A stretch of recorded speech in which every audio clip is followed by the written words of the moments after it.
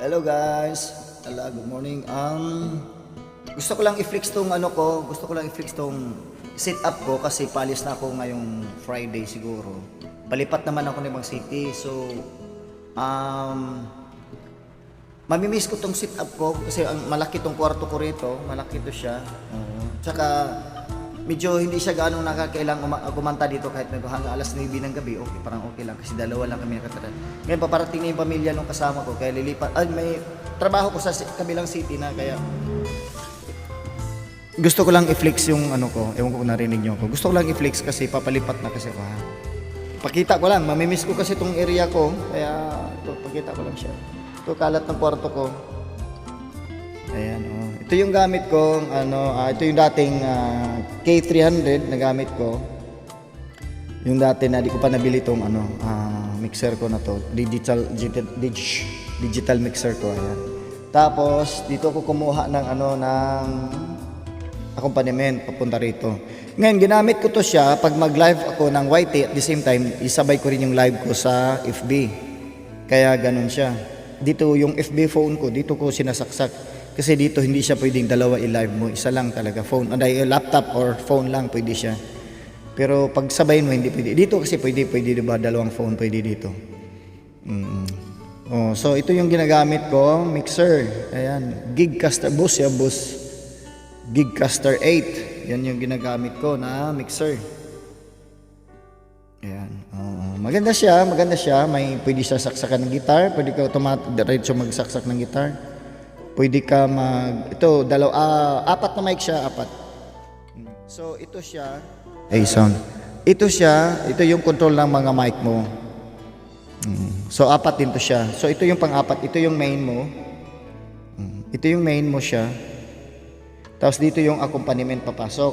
Accompaniment na siya. Yung galing sa karaoke mo. Tapos ngayon, effects to siya, pads to siya, pwede mo siya, smart pads to siya, pwede mo baguhin, pwede mo anong mga effects na gusto mo, pwede mo siya ilagay dito. Kaso lang, ang hindi ko alam paano siya gagawin is yung yung pag-program nito kasi iba ang program files nito is WAV. Hindi ko alam kung paano i-set up yun. Ito, yan siya. Pag nagsasalita ka, yan, hey, sound mic testing 1, 2, sound check. Makikita mo yan siya. Yan, makikita mo yung meter mo. Alin yung nakabukas mo. So, yan siya. Pag ibig sabihin, naka-green, naka-open yan siya. So, ito, i-off natin kasi guitar yan siya. Guitar yan. Ito lang yung ginagamit nating mic. Ito siya. Mic 2. So, itong baba lang natin yan kasi din natin ginagamit yan. Ito, Bluetooth yan sa Bluetooth. Yan yung niya, Bluetooth. Bluetooth, sorry. Sa computer to siya. USB yan. USB computer. So, yan, hinaan natin siya pagka gusto mo yung live mo. Di marinig sa live yung mo. Pwede mo siya i-mute siya. I-off mo yung sound mo. Pwede mo rin i-mute mo lang. Ganyan. Pula yan sa pag-i-mute mo. Halimbawa, may kausap, tatlo kayo, nag-usap, di ba? Yung sa podcasting. Minsan may interview kayo, halimbawa ganon ang di ba ganon ang setup nito pang interview to, halimbawa apat kayong nagkukwentuhan nasa studio, pwede mo siyang i-off dito. Halimbawa yung isa si Maria maingay. May kaluskos siya doon. I-off mo yun siya, i-mute mo yun si Maria. Pwede mo siya i-mute. Pwede rin i-mute mo, ikaw lang makakarinig. Pwede talaga totally i-mute mo siya. Ayan, pag nag-green yan siya, nakamute siya sa live, pero maririnig mo pa rin siya. Pwede kayo nag-uusap na hindi kayo naririnig sa live. Ganun siya. Tapos i-off mo lang siya. Ganyan. Tapos ito, Bluetooth. Ito yung sa phone. Ito yung sa accompaniment. Itong saan nga galing yung karaoke mo, yung sounds mo. Dito siya. Yan. Ito yung control niyan. Pwede mo rin yan siya i-mute. Halimbawa, may kumakanta sa live. Kumakanta siya doon. Tapos ngayon, gusto ka magpa-sounds dito na di nila marinig, i-off mo lang yan siya. Marinig mo na yan dito. Marinig mo. Tapos halimbawa, habang may kumakanta doon, pwede ka mag-practice. I-off mo rin to. May kumakanta doon, tuloy pa rin yung live niya doon, di ka na nila maririnig. Tapos, i-mute mo yan. Tapos ito, pwede ka mag-practice kanta dito. Maririnig mo yung halimbawa ganyan. Maririnig na natin yan siya.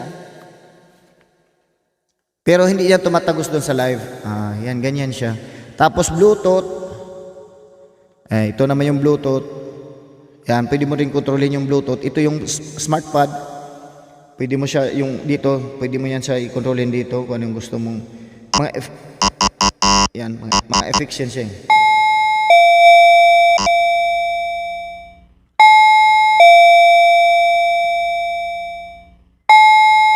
Ay ko, ingay.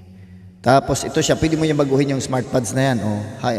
SmartPads na yan siya, pwede mo siya baguhin. Tingnan mo kung ano yung mga ano niya, no? Mga effects niya. Radio. Di ko alam paano to.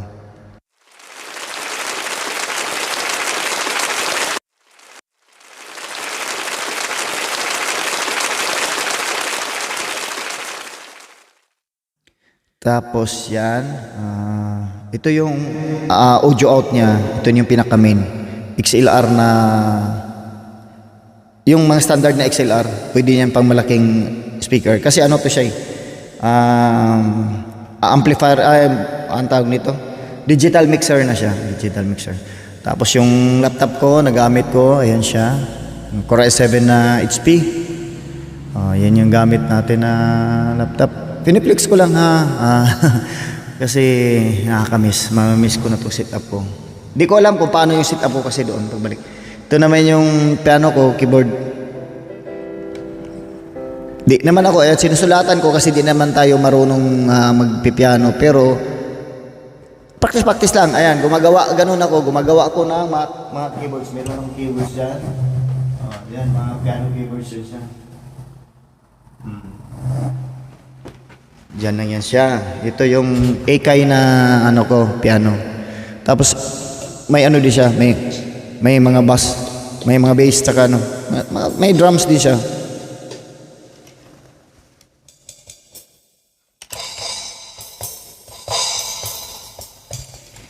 Tapos may mga control din siya, may mga knob switch din siya.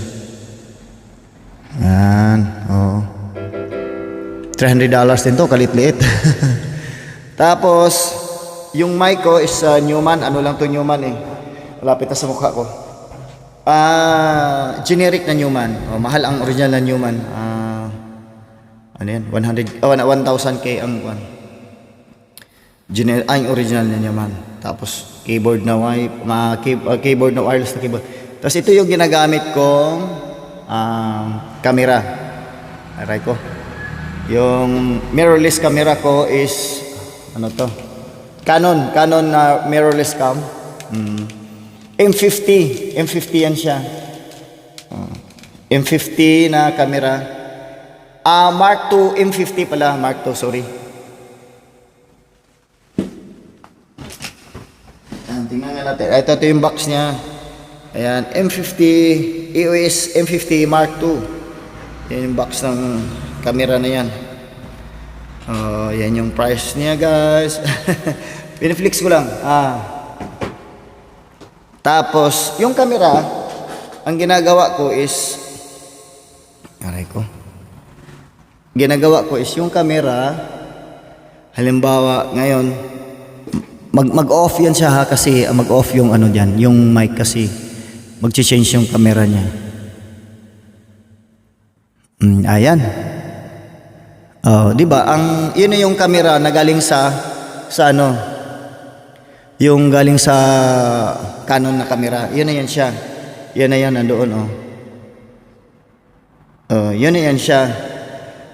Yun na yung lumabas dito. So pwede mo, hindi na yan yung camera na ano. Camera ng ito yung camera ng laptop. Yan siya, yung camera ng laptop. Yun yung ano. Yun yung sa laptop niya. Pwede mo siyang i-switch. So ngayon dito sa ano, pwede mo siya gawing itong control nito kasi MIDI keyboard, parang controller din to siya. Pwede mo siya, ito pala siya, pwede mo siyang lagyan ng ano, pwede mo siyang lagyan ng foot switch. Paa mo yung kukontrol mo, di ka napipindot dito, pwede mo, paa lang ang kukontrol mo. Pwede siya lagyan ng foot switch. Ayan, dyan tayo, balik tayo dyan. So, marami siyang magagawa. Pwede mo siya i-program lahat. Pwede mo siyang baguhin lahat yung ano laman nito. May sound card na pala to siya. Ay, sorry. May memory card. So, pwede kang mag-record nito.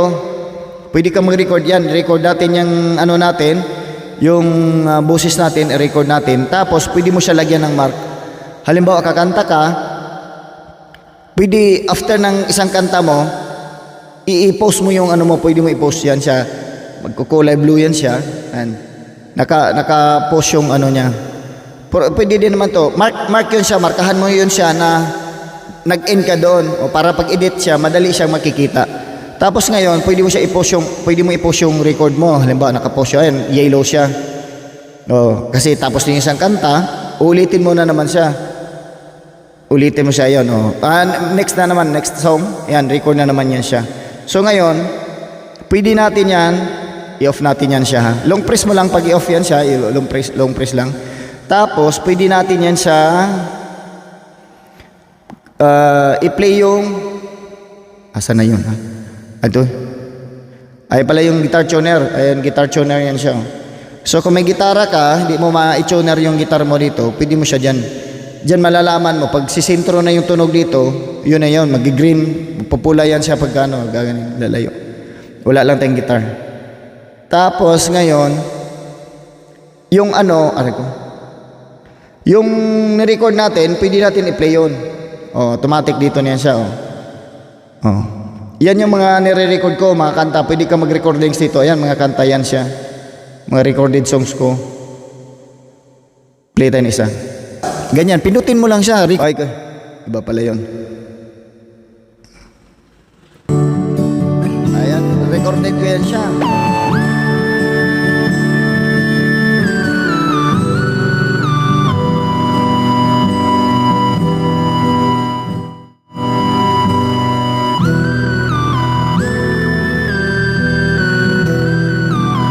Ayan, pwede mo siya i-forward. Isip ay nalilito pag nakakita ng bago. Ayan, pwede mo siya i-forward. Pwede mo siya i-forward. Ayan, pwede mo siya i-forward. Sa mundo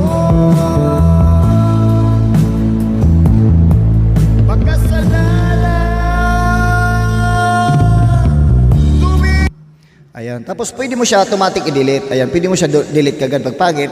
Pwede mo siya i-delete kagad. Ganyan yung ano niya, yun yung kagandahan niya. Yan siya, yun maganda talaga. Di ko lang na-explore pa ng sobra to. So, that's Boss Gigcaster 8. Yun yung ano niya, yun yung model niya. Gigcaster 8. Kasi minsan may nagtatanong, ano yung setup mo? Kasi bumili ako nito kasi akala ko kaya niyang tulungan yung boses ko. Hindi na pala. Pag pangit yung boses, halos wala nang nagbago. Tapos, ito pala yung ginamit kong drone. Ano siya, SGRC na FS22. SGRC FS22 siya. Yan. Meron naman dito to, meron din naman sa Pinas to. Sa Pinas ko na binili to. 17K lang to sa Pinas. Kaya may gimbal na siya, may gimbal na. 3.5 kilometers yung reach niya. Magandang drone siya. Malinaw siya. 4K yung ano niya resolution niya. Tapos stable siya kahit malakas yung hangin dito. Hindi siya ganong gumagalaw. Alright, ayun lang. Gusto ko lang parang nakakalungkot kasi na masaya na ako dito sa ano ko. Masaya na ako sa setup ko sana. Pero yun pala yung mga mic ko, generic din. Mga wireless na mic. Ayan, thank you so much. Yun lang yun. Nakakalungkot kasi lipat-lipat yung trabaho natin. Pag natapos na yung trabaho, lipat na naman sa kabilang lugar. Kaya wala tayong magagawa, di ba? Alright, maraming salamat sa inyong lahat. Thank you so much. Ayan, nakakamiss. Ayan.